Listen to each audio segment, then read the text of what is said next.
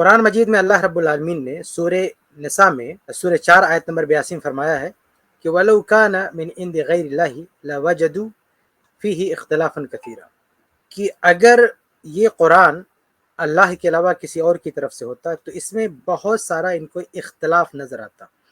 تو اگر کسی کی باتوں میں اختلاف نظر آئے، تضاد نظر آئے، تو وہ اس بات کی دلیل ہے کہ وہ چیز غلط ہے، وہ اللہ کی طرف سے نہیں ہے، یا اختلاف کی بات کرنے والا یعنی جس کی باتیں ایک دوسرے سے ٹکرا جائیں، متضاد ہوں، سمجھ لیجئے کہ اس کی بات درست نہیں ہے۔ صحیح بات کی علامت یہ ہوتی ہے کہ وہ باتیں ٹکراتی نہیں۔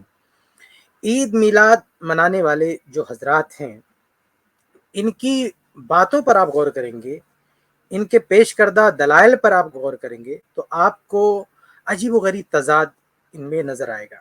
میں ایک دو چیزیں آپ کے سامنے واضح کرتا ہوں۔ دیکھیے، یہ لوگ ایک طرف کیا کہیں گے؟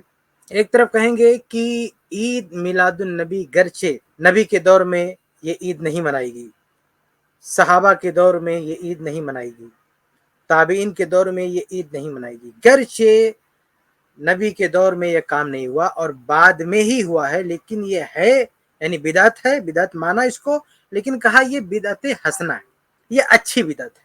تو ایک طرف تو یہ بیچارے سارا زور شور کر کے اور سارا زور لگا کے یہ ثابت کرنے پر تلے ہوتے ہیں کہ یہ بدعت حسنہ ہے۔ چنانچہ اس سے پہلے کی سٹریم میں نے جس شخص کی ویڈیو کا جواب دیا تھا، انہوں نے یہی اصول بیان کرنے کی کوشش کی تھی کہ دیکھو امام بخاری رحمہ اللہ نے پوری نماز ایجاد کر لی تو کسی کو کوئی پرابلم نہیں ہے تو ہم کیوں نہ ایجاد کر لیں، حالانکہ امام بخاری رحمہ اللہ نے اس کو ایجاد نہیں کیا تھا، میں یہ وضاحت کر چکا ہوں۔ لیکن بہرحال کہنا کیا چاہتے ہیں یہ لوگ؟ کہنا یہ چاہتے ہیں کہ بھیا بدعت ہے اور اچھی ہے تو اس میں کسی کو پرابلم نہیں ہونا چاہیے۔ پچھلی سٹریم میں ایک اور شخص آیا تھا، وہ بار بار کہہ رہا تھا یہ اچھا کام تو ہے، اس میں کیا برا ہے، کیا پرابلم ہے۔ یہ اکثر لوگ جو اس عید میلاد النبی کے حمایتی ہیں وہ یہ کہتے نظر آتے ہیں کہ یہ گرچہ بعد کے لوگوں نے ایجاد کیا، بعد کے لوگوں نے اس کو شروع کیا، گرچہ بدعت ہے لیکن اچھی بدعت ہے، کیا پرابلم ہے۔ اب ایک طرف یہ بات ہے، اب دوسری طرف آپ ان کو دیکھیں گے کہ جب بہت زیادہ ان سے سوالات ہونے لگتے ہیں کہ نہیں ثبوت دو تو یہ قرآن کی آیتیں پڑھنا شروع کر دیتے ہیں۔ کہتے ہیں عید میلاد النبی منانے کا حکم تو قرآن میں ہے، پھر کہتے ہیں کہ نہیں حدیث میں بھی عید میلاد النبی کا حکم ہے۔ پھر کوئی بد نصیب کھڑا ہوتا ہے، وہ صحابہ کرام کے نام پہ آثار گڑھنا شروع کر دیتا ہے، جیسا کہ پچھلی اسٹریم میں شیخ سرفراز نے جواب دیا تھا اس ویڈیو کا، جس میں ایک بندے نے ابو بکر صدیق رضی اللہ تعالیٰ عنہ، عمر فاروق رضی اللہ، اور مطلب کئی صحابہ کرام کا نام لے کے اور تابعین کا نام لے کے کتنی باتیں گڑھ لی، اور ابن حجر ہیثمی، ابن حجر فتح الباری والے نہیں، دوسرے ابن حجر ہیثمی، ان کی طرف منسوب کر دیا کہ انہوں نے ایسا کہا۔ تو آپ ان کی تضاد بیانی دیکھیے، ایک طرف کہیں گے بدعت حسنہ، دوسری طرف قرآن و حدیث سے دلیل دینا شروع کر دیں گے، حالانکہ یہ دونوں باتیں ایک دوسرے کے متضاد ہیں۔ آپ غور کیجئے کہ اگر کسی چیز کو آپ بدعت حسنہ کہہ رہے ہیں تو گویا خود آپ نے اعلان کر دیا کہ قرآن میں اس کی دلیل نہیں ہے، حدیث میں اس کی دلیل نہیں ہے۔ لیکن اگر آپ یہ مانتے ہیں کہ قرآن میں دلیل ہے اور حدیث میں دلیل ہے تو اس چیز کو بدعت کیسے کہیں گے؟ مطلب کتنی بڑی حماقت والی بات ہے یہ کہ آپ ایک طرف کہیں کہ یہ چیز قرآن سے ثابت ہے، دوسری طرف کہیں کہ حدیث سے ثابت ہے، اور پھر یہ بھی کہیں کہ یہ چیز بدعت ہے لیکن حسنہ ہے۔ یہ کیسے ہو سکتا ہے بھائی؟ جو چیز قرآن سے ثابت ہو، حدیث سے ثابت ہو، اسے بدعت حسنہ کیسے کہا جا سکتا ہے؟ یہ اور وہ بھی اصطلاحی معنی میں۔ تو اس طرح سے یہ ممکن نہیں ہے کہ قرآن و حدیث سے اس چیز کا ثبوت ہو، اور جو مصطلح بدعت ہے اس معنی میں آپ اس کو بدعت حسنہ، جو خاص اصطلاحی معنی، لغوی معنی نہیں، لغوی معنی میں ہوتا تو مسئلہ نہیں رہتا، لیکن اصطلاحی معنی میں یہ کہتے ہیں بدعت حسنہ، جو ان کی خاص اصطلاح ہے۔ تو یہ دونوں باتیں ایک دوسرے سے ٹکرا رہی ہیں۔ اگر کسی چیز کو آپ نے بدعت حسنہ کا ٹائٹل دیا ہے تو پھر اس کے لیے آپ قرآن و حدیث سے دلیل نہیں لے سکتے، اور اگر قرآن و حدیث سے آپ دلیل لیتے ہیں تو اس کو بدعت حسنہ کا نام نہیں دے سکتے۔ یہ تضاد بیانی یہ لوگ کرتے ہیں، یہ تضاد بیانی یہ لوگ کرتے ہیں، اور اصل میں اس تضاد بیانی کے لیے مجبور اس لیے ہیں کیونکہ جو اہل سنت ہیں، ریل اہل سنت، اصلی اہل سنت ہیں، اور جو حدیث کے ماننے والے ہیں، جو اہل الحدیث ہیں، انہوں نے ان کا ناطقہ بند کر رکھا ہے، ان کو بری طرح سے لگام رکھا ہے۔ یہ بدعت حسنہ والی پڑیا چل نہیں پاتی آج، تو بیچارے مجبور ہو کے کوئی قرآن کی آیت پڑھنا شروع کر دیں گے، حدیث پڑھنا شروع کر دیں گے۔ جیسے قرآن مجید کی بہت ساری آیتیں لوگ پڑھتے ہیں، اسی میں سے وہ آیت بھی ہے کہ اللہ رب العالمین فرماتا ہے قرآن میں کہ اللہ تعالیٰ کی فضل اور اللہ تعالیٰ کی رحمت پر خوش ہو جاؤ۔ کہتے ہیں اللہ تعالیٰ نے حکم دیا، اللہ رب العالمین نے قرآن مجید میں حکم دیا ہے کہ اللہ تعالیٰ کے فضل، قل بفضل اللہ وبرحمتہ فبذلک فلیفرحوا، یہ سورہ یونس کی آیت ہے کہ اللہ تعالیٰ نے حکم دیا کہ اللہ کے فضل اور اس کے رحمت پر جو ہے خوش ہو جاؤ. اب کہتے ہیں کہ دیکھو اللہ تعالیٰ نے حکم دیا ہے کہ فضل و رحمت پہ خوش ہونا ہے، تو ہم کیوں نہ خوشی منائیں، ہم کیوں نہ جشن منائیں. یہاں سب سے اہم سوال یہ ہے کہ یہ جو حکم ہے کہ اللہ کی رحمت پہ خوش ہو جاؤ یا خوش ہو جاؤ اللہ کے فضل و رحمت سے، یہ حکم اللہ رب العالمین نے سب سے پہلے آج کے لوگوں کو دیا ہے، یا یہ حکم اللہ کے نبی صلی اللہ علیہ وسلم کو تھا، اللہ کے نبی صلی اللہ علیہ وسلم کے دور کے لوگوں کا تھا، صحابہ کرام کا تھا، جن کے سامنے قرآن مجید نازل ہوا. یہ حکم انہیں دیا گیا کہ آپ اللہ کے فضل و رحمت پر خوش ہو جائیں. تو ان لوگوں نے اس پر عمل کیوں نہیں کیا؟ اگر اس آیت میں مطلب یہ تھا کہ عید میلاد النبی منانا ہے تو ان لوگوں نے اس پر عمل کیوں نہیں کیا؟ اور آپ دیکھیں فضل و رحمت کیا ہے. اللہ کے نبی صلی اللہ علیہ وسلم کا رسول ہونا یہ سب سے بڑی رحمت ہے. اللہ کے نبی صلی اللہ علیہ وسلم کا رسول ہونا، پیدائش ہونا یقیناً یہ بھی اللہ کے نبی صلی اللہ علیہ وسلم کے حوالے سے بڑی اہم بات ہے، لیکن اللہ کے نبی صلی اللہ علیہ وسلم کا رسول ہونا، نبی ہونا، یہ سب سے بڑی بات ہے. اللہ کے نبی صلی اللہ علیہ وسلم کو جو چیز سب سے ممتاز کرتی ہے، سب سے الگ کرتی ہے، تمام انسانوں میں سب سے افضل بناتی ہے، بلکہ تمام انبیاء میں سب سے افضل بناتی ہے، وہ اللہ کے نبی صلی اللہ علیہ وسلم کا آخری نبی، رسول، امام الانبیاء ہونا ہے. بحیثیت نبی آپ کو ماننا یہ سب سے بڑی بات ہے. آپ صلی اللہ علیہ وسلم کی نبوت والی جو بات ہے، رسالت والی بات ہے، اس چیز کو ماننا یہ سب سے اہم بات ہے. آپ دیکھیں خود یہ لوگ بیان کرتے ہیں کہ اللہ کے نبی صلی اللہ علیہ وسلم کی پیدائش پر آپ کے گھر والے بھی خوش ہوئے. ابو لہب کے بارے میں کہتے ہیں وہ خوش ہوئے، حالانکہ یہ ثابت نہیں اس کا خوش ہونا، یہ باندھی آزاد کرنا، یہ سب بکواس ہے، گھڑی ہوئی باتیں، ایسے کچھ بھی نہیں ہے. لیکن یہ لوگ بیان کرتے ہیں کہ وہ خوش ہوا. تو بتائیے صرف پیدائش پر خوشی منانا، وہیں تک جو ہے محدود ہو کے رہنا، یہ چیز اللہ کے نبی صلی اللہ علیہ وسلم کے لیے بڑی بات نہیں ہے. بڑی بات تو یہ ہے کہ آپ نبی ہو گئے، آپ رسول ہو گئے، تو آپ صلی اللہ علیہ وسلم کا رسول ہونا، نبی ہونا، یہ سب سے بڑی بات ہے. تو جو قرآن میں اللہ تعالیٰ نے کہا کہ اللہ کے فضل و رحمت، یہ رسالت، سب سے بڑا فضل، سب سے بڑی رحمت رسالت ہے. وما ارسلناک الا رحمۃ للعالمین. تو یہ رسالت، آپ کی نبوت، یہ سب سے بڑی جو ہے رحمت والی بات ہے. تو اگر ان قرآنی آیات میں اللہ نے حکم دیا ہوتا کہ عید میلاد النبی مناؤ، اس سے مراد، تو بتائیے صحابہ کرام نے اس پہ کیوں نہیں عمل کیا؟ وہ صحابہ کرام جن کو نماز کا حکم دیا جاتا ہے تو اتنی نماز پڑھتے ہیں کہ اللہ کے نبی صلی اللہ علیہ وسلم کو سمجھانا پڑتا ہے کہ بھائی رک جاؤ، ہاں رات بھر نماز مت پڑھو، کچھ سو بھی. عورتوں سے کہنا پڑتا ہے کہ تم شوہر سے، عورتوں کو بھی منع کیا ہے کہ شوہر کے حقوق ان کا بھی خیال رکھو، دو صورتیں مت پڑھو، ایک صورت پڑھو گے تو کافی ہے. یہ سنن نبی داؤد کی روایت ہے. ایسے ہی جب حکم ہوتا ہے کہ روزہ رکھو تو اتنا روزہ رکھتے ہیں کہ اللہ کے نبی صلی اللہ علیہ وسلم کو منع کرنا پڑتا ہے، کہتے ہیں کہ نہیں سوم وصال یعنی مسلسل روزے مت رکھو. مردوں کو بھی منع کیا، عورتوں کو بھی منع کیا، اور کہا کہ اپنے شوہروں سے پوچھے بغیر آپ نفلی روزہ مت رکھو. زکوٰۃ کی بات آتی ہے، اللہ کے راہ میں خرچ کی بات آتی تو اتنا خرچ کرتے ہیں صحابہ کرام کہ روکنا پڑتا ہے کہ بھائی بال بچوں کے لیے بچا کے رکھو، تمہارے بچے کسی سامنے ہاتھ نہ پھیلائیں، اللہ کے راہ میں بھی دو لیکن اپنے بچوں کے لیے بھی چھوڑ کے جاؤ. تو آپ سوچیں کہ اللہ کا حکم آتا ہے نماز کا تو اتنی نماز پڑھیں صحابہ کی آپ سے کو روکنا پڑے.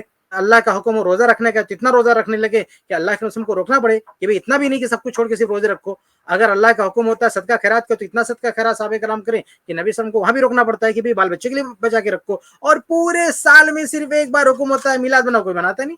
یہ کیسے ممکن ہے کہ اگر قرآن میں حکم ہوتا ہے میلاد منانے کا تو صحابہ کرام میلاد نہیں مناتے؟ یہ ممکن ہی نہیں ہے. تو کہنے کا مطلب ان حضرات کا تضاد دیکھیں آپ، ایک طرف کہتے ہیں قرآن و حدیث میں میلاد منانے کا حکم ہے اور دوسری طرف کہتے ہیں بدعت حسنہ. یہ دونوں باتیں ٹکرا رہی ہیں، یہ دونوں باتیں بیک وقت جو ہے ایک دوسرے سے ٹکرا رہی ہیں. اس لیے لوگ فیصلہ کریں کہ بدعت حسنہ ہے یا قرآن و حدیث میں حکم ہے. اگر بدعت حسنہ ہے تو اس اعتبار سے بات کی جائے، پھر قرآن و حدیث کی دلیل نہیں دے سکتے یہ.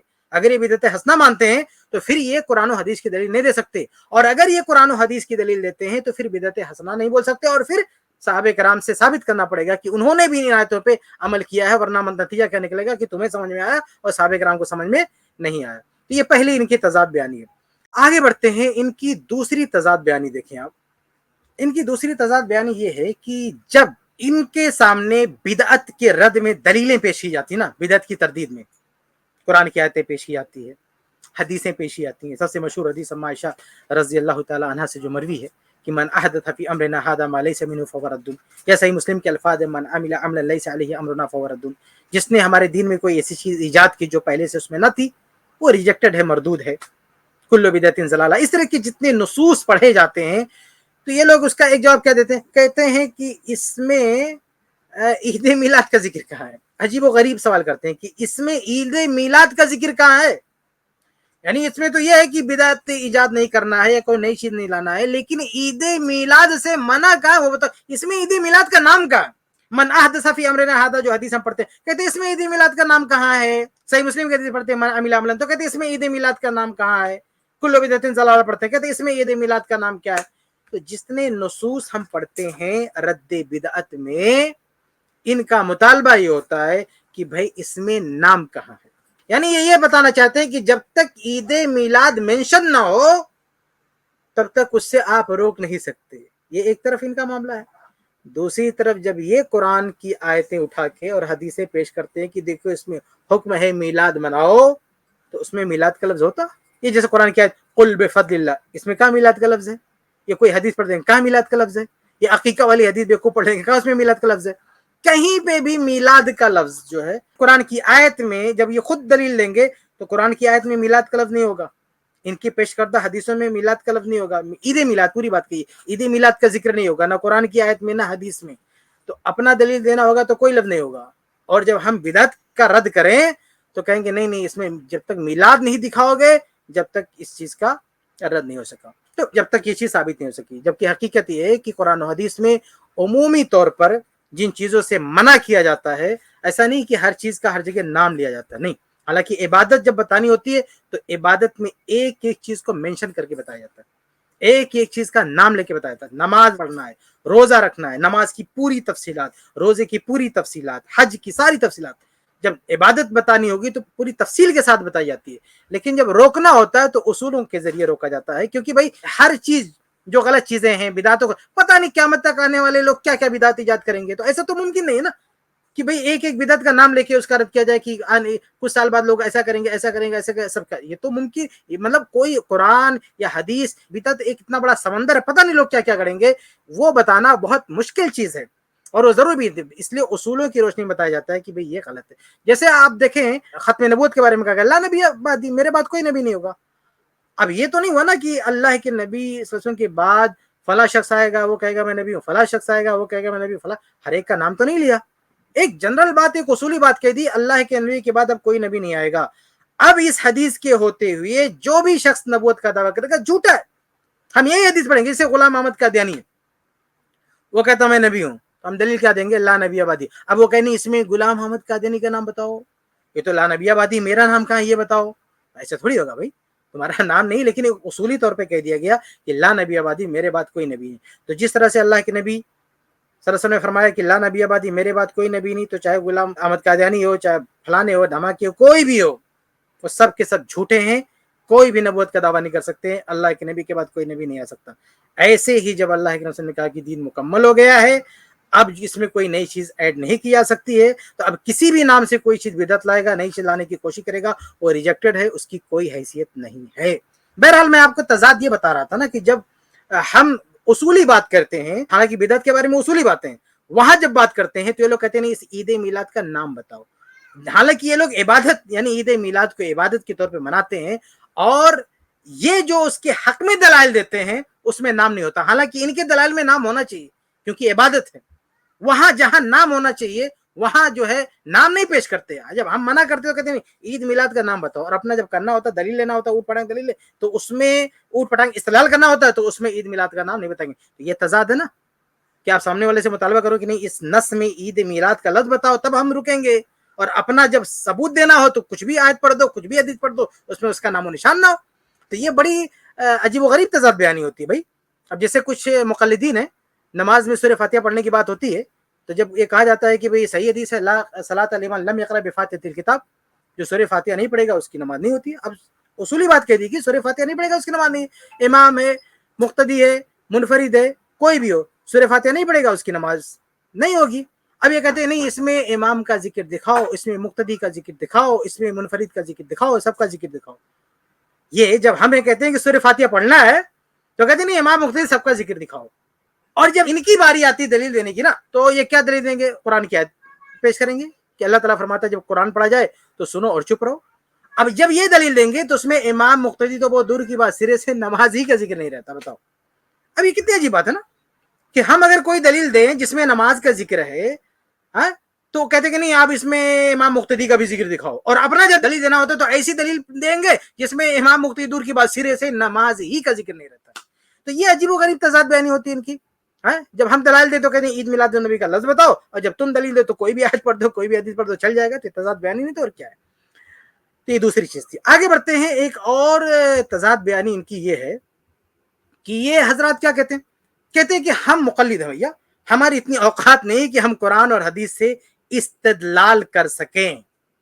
कितने भोलेपन से कहते हैं, और तुम्हारी क्या हैसियत है, आज तुम इस्तेदलाल करते हो, ये करते हो, यानी झूठ बोलते हैं। अहले हदीसों पर तोहमत बांधते हैं कि ये लोग इस्तिहाद करते हैं और अइम्मा के खिलाफ इनका इस्तिहाद नहीं लेना चाहिए। हालांकि अहले हदीस हजरत ऐसा नहीं है, आज जो है हर मामले में खुद इस्तिहाद करते हैं। भाई जो नवाजिल है ना, नए नए मसाइल है उसमें इस्तिहाद करते हैं, लेकिन जो पहले से मसाइल चले आ रहे हैं उसमें सहाबे कराम की इस्तिहाद को तरजीह देते हैं। अइम्मे अरबा में से जिसका इस्तिहाद ज्यादा बेहतर लगता है उसको तरजीह देते हैं। और इसी तरह से अइम्मे अरबा के साथ साथ और भी जितने अइम्मा हैं उनके इस्तिहाद को लेते हैं। इसलिए झूठ बोलना कि अहले हदीस खुद इस्तिहाद करता है अइम्मे अरबा के खिलाफ, ये सरासर बहतान है। अहले हदीस नवाजिल में इस्तिहाद करता है। नवाजिल में तो तुम भी इस्तिहाद करते हो, क्या हनफी नवाजिल में इस्तिहाद नहीं करता? नवाजिल यानी जो आज मसाइल पेश आ रहे हैं उसमें पूरी दुनिया के उलमा इस्तिहाद करते हैं, अहले हदीस भी इस्तिहाद करते हैं। लेकिन जो पहले मसाइल पेश आ चुके हैं, साहबे कराम के दौर में पेश आ चुके हैं, तो हम कहते हैं साहबे कराम का इस्तिहाद मौजूद है। अभी बाद के उलमा की इस्तिहाद की कोई हैसियत नहीं उसके मुकाबले में। तो बहरहाल ये लोग क्या कहते हैं, ये लोग कहते हैं कि हम इस्तिहाद नहीं करते भाई, हम इस्तिहाद नहीं करते, हम क्या है, मुकल्लिद हैं। लेकिन जब ईद मिलादुन नबी की बात आती तो सबसे बड़े मुजतहिद बनकर बैठ जाते। कुरान की आयत पढ़ेंगे इसमें अल्लाह ने कहा, हदीस पढ़ेंगे इसमें अल्लाह ने कहा। मियाँ बताओ कि अइम्मे अरबा में से किसने कुरान की इस आयत से, किसने इस हदीस से इस्तलाह किया कि ईद मिलादुन नबी मनाना है? या अइम्मे अरबा में से चारों इमाम में से किसने फतवा दिया कि ईद मिलादुन नबी मनाना है? या चारों इमाम में से किसने ईद मिलादुन नबी मनाई? या चारों इमाम के मानने वाले जो उनके शागिर्द हैं उनमें से किसने कहा कि ईद मिलादुन नबी मनाना है? तो कितनी बड़ी तजाद बयानी भाई, कि आप एक तरफ साल भर ये चिल्लाते हो कि नहीं हम इस्तिहाद नहीं कर सकते भैया, हमें कुछ नहीं आता, हम जाहिल मुकल्लिद हैं, हम तो इमामों के मानने वाले, इमाम ने जैसा कहा वैसा करेंगे। तो ईद मिलादुन नबी में क्या इमाम बन के बैठ जाते हो? ईद मिलादुन नबी में कहाँ के मुस्तहिद बन के बैठ जाते हो? ईद मिलादुन नबी ये तो अकीदे का मसला है, ये तो इबादत का मसला है। इसमें तुम्हारे अंदर इतना इल्म कहाँ से आ जाता है कि अइम्मे अरबा को टेक ओवर करने लग जाते हो? इतनी सलाहियत कहाँ से आ गई तुम्हारे पास? इतने अल्लामा कैसे बन गए? तो ये तजाद बयानी नहीं है भैया, हाँ, कि साल भर शोर मचाओ कि हमें कुछ नहीं आता, हम जाहिल मुकल्लिद, हाँ, और ईद मिलादुन नबी का मौका आता है तो फिर मुजतहिद आजम बन के बैठ जाते हो। एक एक से दलील, एक से एक इस्तिहाद, जितने मुंह उतना इस्तिहाद। आप देखिए एक स्टेज बना के बैठता, क्या आयत, क्या वही इस्तिहाद करता भाई, जिस जैसा बंदा वैसा इस्तिहाद, यानी लाइन लगा दिया, किताब लगा दिया इस्तिहाद का। शर्म नहीं आती भैया, है कि यहाँ इमामों का एहतराम नहीं नजर आता? यहाँ अइम्मा की कोई अहमियत नहीं है, इमाम वनीफा रहमुल्लाह दूसरे इमाम का कोई एहतराम नहीं, यहाँ पे उनके इस्तिहाद की कोई कदर कीमत नहीं है। तुम मुस्तहिद बन के बैठ गए, क्या के मुकल्लिद हैं? ये तकलीद ही किए रहते तो कम से कम एक दायरे में रहते ना, ये तो तकलीद से मार निकल गए हो। बिला वजह का पट्टा लगा के घूमते आम दिनों में, आम मुकल्लिद, काय के मुकल्लिद भाई? इस्तिहाद करके बैठ गो। किस इमाम ने फतवा दिया कि ईद मिलादुन नबी मनाना? या किस इमाम के शागिर्दों ने फतवा दिया? तो ये तजाद बयानी है। एक तरफ कहना हम मुकल्लिद, हम इमामों को मानने वाले, हमें नहीं समझ आता कुरान और हदीस, और दूसरी तरफ ईद मिलादुन नबी के नाम पे मुस्तहिद बन के बैठे हो, ये तजाद बयानी है। ये दो तरह की बातें हैं जो एक दूसरे से टकरा रही। अच्छा आगे बढ़ते हैं। एक और अजीब व गरीब तजाद बयानी इसी हवाले से, ईद मिलादुन नबी के हवाले से, कि ये लोग कहते हैं, जैसे अभी पिछली स्ट्रीम में एक शख्स आया था ना, वो बहुत ही अजीब व गरीब बात उसने कहा, अभी फिर आएगा हो सकता है, उसने कहा कि अल्लाह के नबी सल्लल्लाहु अलैहि वसल्लम की मीलाद को तुम मानते हो कि नहीं मानते हो? मीलाद को यानी पैदाइश को मानते, इख्तिलाफ क्या है? यानी वो बंदा ये साबित करना चाहता है कि ईद मिलादुन नबी के हवाले से कुछ चीजों से तुम हमसे इत्तेफाक रखते हो, कुछ चीजों से इख्तिलाफ है। तो वो एक नुक्ता क्या पेश कर रहा था कि देखो मिलादुन नबी, अल्लाह के नबी सल्लल्लाहु अलैहि वसल्लम की पैदाइश, इसको मानते क्यों नहीं? हम कहते भाई अल्लाह के रसूल की पैदा हुई, इसका कौन इनकार करेगा? तो कहेगा चलो चलो इतना तो आपने मान लिया, अब आगे ईद मिलाद की बात करते हैं। तो पब्लिक को, लोगों को क्या तासुर देना चाहते हैं लोग कि देखो ये लोग थोड़ा सा मान गए। ये तो बिल्कुल ऐसे है ना कि मिर्जा गुलाम मोहम्मद कादियानी की नबूवत को लेके मुनाजरा हो, बहस हो, तो कादियानी क्या बोले, अच्छा मिर्जा गुलाम मोहम्मद कादियानी इंसान थे, ये मानते हो कि नहीं मानते हो? इंसान थे ये मानते हो कि नहीं मानते हो? अब कोई कहते हाँ वो इंसान थे हम मानते, तो कहते चलो आधा तो मान गए, यानी मिर्जा गुलाम अहमद की नबूवत साबित हो गई, आधा तो मान लिया, अब आधा और मनवा लेते। इंसान तो मान लिया, अब इंसान को नबी मानना बाकी है। कैसा पागलपन है जी?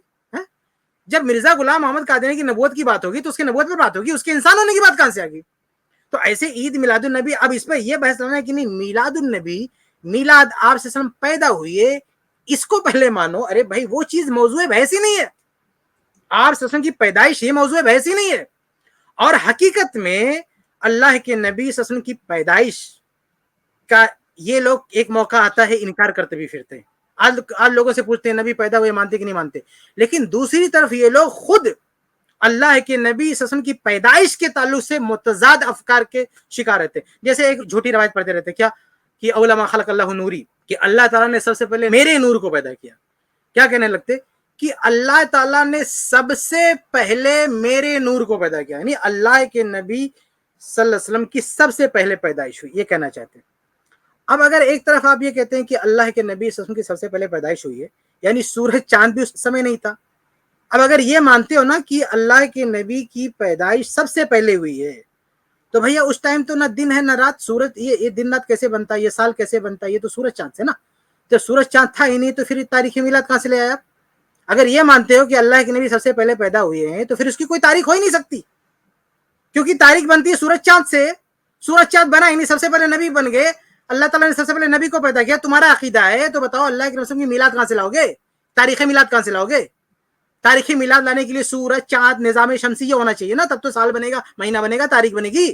اور جب سورج چاند سے پہلے اللہ کے نبی پیدا ہو گئے تمہارے عقیدے کے مطابق, تو بتائیے اب تاریخی میلاد کہاں سے لاؤ گے؟ تو یہ عجیب و غریب جو ہے تضاد بیانی کرتے. ربیع الاول میں میلاد ثابت کرنے بیٹھے, نہیں نبی پیدا ہوئے وہ 12 ربیع کو پیدا ہوئے, اور عام دنوں میں نہیں اول ما خلق اللہ نوری, سب سے پہلے نور پیدا ہوا, کچھ تھا نہیں دنیا میں, نہ سورج نہ چاند, کچھ نہیں, سب سے پہلے اللہ کے نبی پیدا ہوئے. یہ کیا تضاد بیانی ہے بھیا؟ کوئی ایک بات پہ ٹھیک ہو نا کہ 12 ربیع کو پیدا ہوئے تھے, سب سے پہلے اللہ تعالیٰ نے ان کو پیدا کیا تھا, اللہ کے نبی صلی اللہ علیہ وسلم کو. اگر سب سے پہلے پیدا ہوئی تو کوئی تاریخی میلاد ہو ہی نہیں سکتی. اور 12 ربیع الاول کو پیدا ہوئی اللہ کے وسلم, تو پھر وہ کہاں سے لا رہے ہو؟ اول ما خلق اللہ نور کو پیدا. اگر اللہ سے نور ہے تو روح اور نور مل کے یہ ایک طرح کا جسم ہو جاتا ہے. جیسے فرشتے ہیں وہ نورانی مخلوق ہیں, ایک مجسم ہے, ان کا ایک جسم ہے. تو کون سی پیدائش ہم مانتے ہیں اللہ کے نبی صلی اللہ علیہ وسلم کے بارے میں؟ تو بہرحال یہ بھی ان کی ایک تضاد بیانی ہے. ربیع الاول میں میلاد کی بات کرنے لگیں گے, پیدا ہوئی اس پر زور دیں گے, اور عام دنوں میں نہیں وہ سب سے پہلے پیدا ہوئی جب سورج بھی نہیں تھا, چاند بھی نہیں تھا. تو بہرحال یہ چند ان کی تضاد بیانیاں تھیں اس حوالے سے عید میلاد النبی کو لے کر, جس کو میں نے آپ کے سامنے پیش کیا ہے.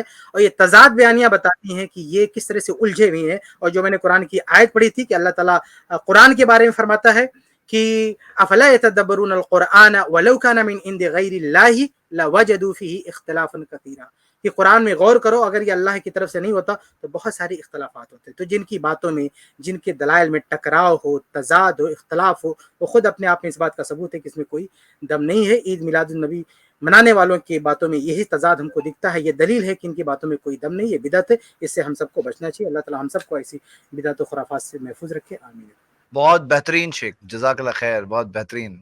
ہاں یعنی کہ جو تضاد انہوں نے بتایا, کچھ چیزیں یعنی سمجھنے والے کے لیے تو ایک بات بھی کافی ہوتی ہے, اور جو نہ سمجھنا چاہے اس کو پورا انبار دے دو, نہیں سمجھے گا. چلیے اگلے ہمارے اسپیکر شیخ سرفراز فیضی. اس کلپ کی فل ویڈیو دیکھنے کے لیے ہمارے چینل پر ضرور آئیں. آئی پلس ٹی وی نے ایک نیا یوٹیوب چینل شروع کیا ہے جس کا نام ہے آئی پلس ٹی وی اختلاف کا حل. اس چینل پر صرف اختلافی مسائل پر ویڈیوز آئے گی, لیکن دلائل کے ساتھ اور بھائی چارگی کے ساتھ. آپ کو میں دعوت دیتا ہوں کہ آپ بھی ہمارے اس چینل کو سبسکرائب کریں, ہماری ویڈیوز کو شیئر کریں, اور نوٹیفیکیشن آئیکن کو آل سلیکٹ کریں تاکہ آپ کو ہماری ویڈیوز کا نوٹیفیکیشن مل سکے. جزاک اللہ خیر, والسلام علیکم ورحمۃ اللہ.